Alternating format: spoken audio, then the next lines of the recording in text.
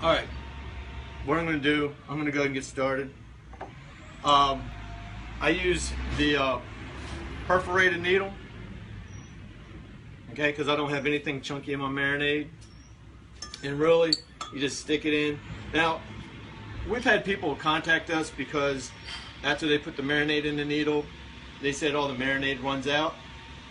And when they do that, it's because they're filling it from the top.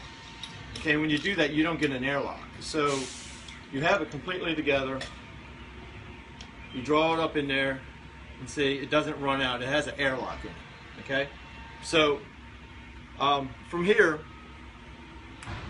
what you want to do, I know I see people, they kind of stick it all over the place. But what you want to do whenever you inject pretty much most meat, you want to go in through the sides.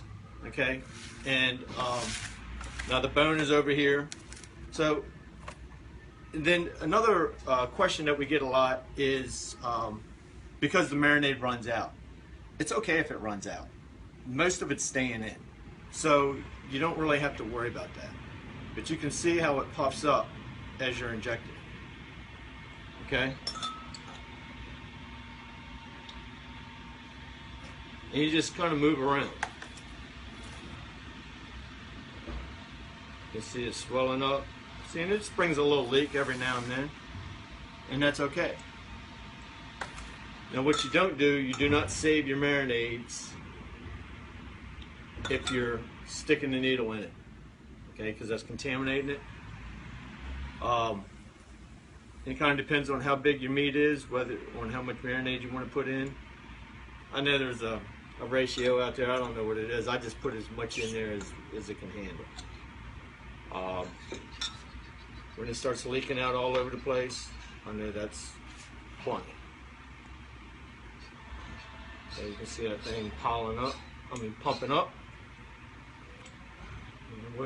It's humid here in Louisiana today, so these flies are out. All right.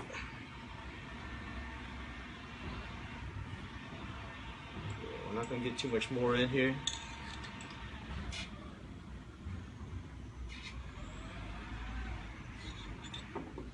Okay, also, whenever you have the holes, you got to keep tipping it. That's another issue. People sometimes have a hard time trying to figure out what to do. You know, and there's different ways you can do it. You can actually use the slant tip needle to fill it up and then swap needles if that's what you want to do, but I don't go through all that trouble. I just tip the cup, draw it out. I mean, we're already pretty much at what it's going to hold.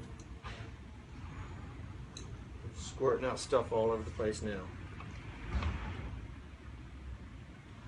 Alright, so at that, just kind of let it sit for maybe a couple minutes. I know some people, they wrap it in cellophane, throw it in the refrigerator overnight. I don't really do all that. And I can tell you, every one of my pork butts turn out great. I think it's almost impossible to mess up a pork butt. Almost.